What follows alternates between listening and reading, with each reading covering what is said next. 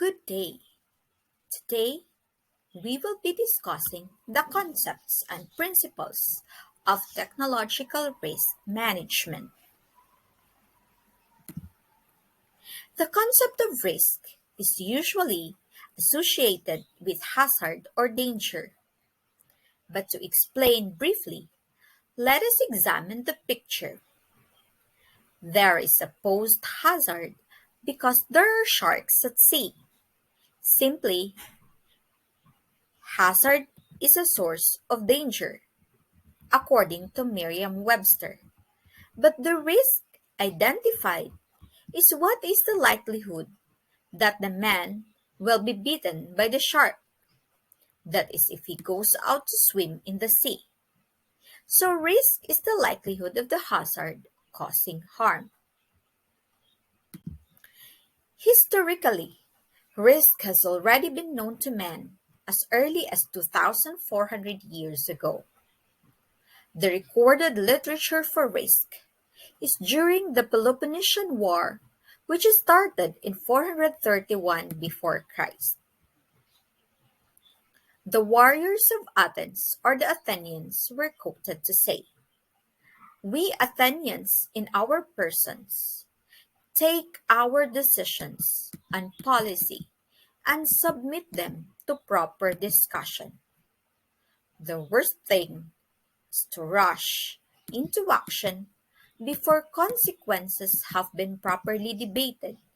And this is another point where we differ from other people. We are capable, at the same time, of taking risks and assessing them beforehand. Others are brave out of ignorance. And when they stop to think, they begin to fear. But the man who most truly be accounted brave is he who best knows that the meaning of what is sweet in life and what is terrible, and then he goes out undeterred to meet what is to come. Thus, long before, they already understood the concept of risk, although they did not develop a quantitative approach to risk. Evolution has been made to this field, and by understanding risk, measuring it, and weighing its consequences, risk taking has been converted into one of the prime catalysts.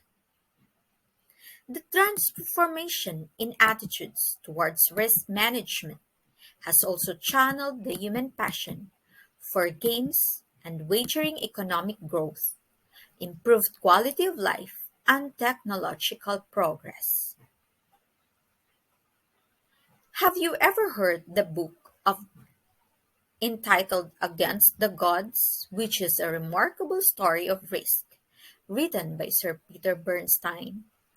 Sir Bernstein emphasized that what may happen in the future assess associated risks and uncertainties, and to choose among alternatives lies at the heart of risk management system, which guides us over a vast range of decision making, from allocating wealth to safeguarding public health, from waging war to planning a family, from paying insurance premiums to wearing a seatbelt, from planting corn to marketing cornflakes. So, risk management is truly vital. Now, let's proceed to risk assessment. Risk assessment is defined as a systematic approach to organizing, analyzing scientific knowledge and information for potentially hazardous activities or for substances that might pose risks under specified circumstances. That definition is according to the National Research Council. The overall objective of risk assessment is to estimate the level of risk associated with adverse health and safety effects of stressors or sources of those effects, those responsible for safety, regardless of their titles, is to identify, evaluate, and eliminate, or if not, lessen, control hazards so that the risks derived from hazards are acceptable.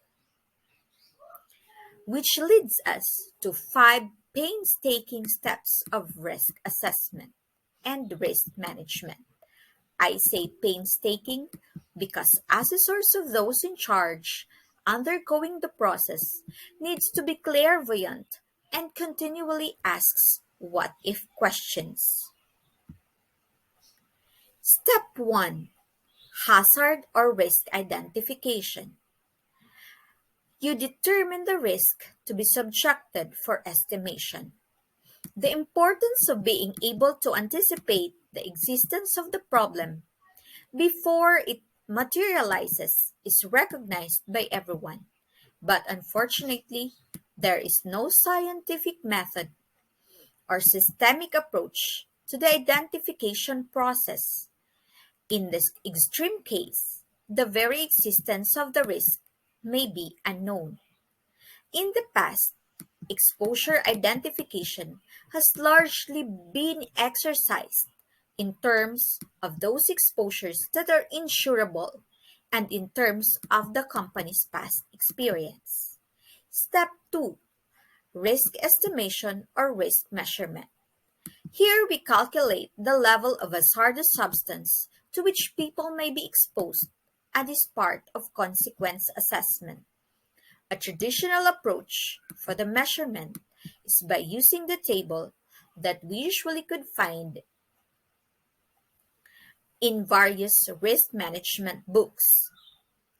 What could possibly happen that might go wrong?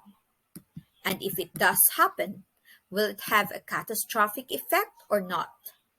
What is the likelihood of its occurrence?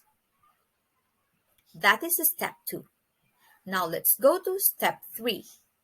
Analyze the risks associated with the work system and determine appropriate ways to control the hazards and reduce risks to an acceptable level.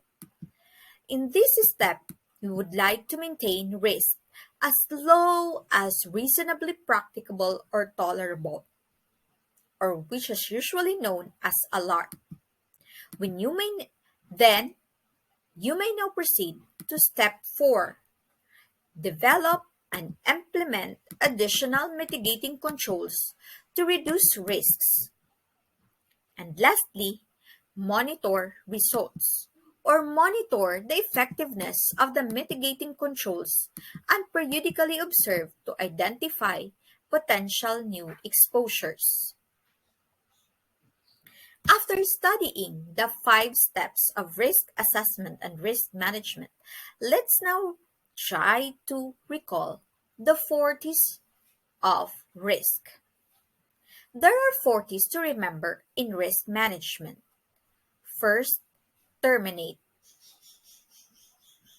You eliminate the risk exposure whenever possible. Second, you treat the risk. You evaluate whether all reasonable and cost-effective measures have been implemented to prevent loss. Third, you transfer the risk.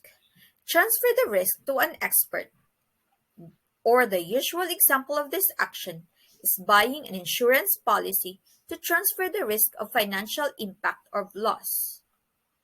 And lastly, tolerate.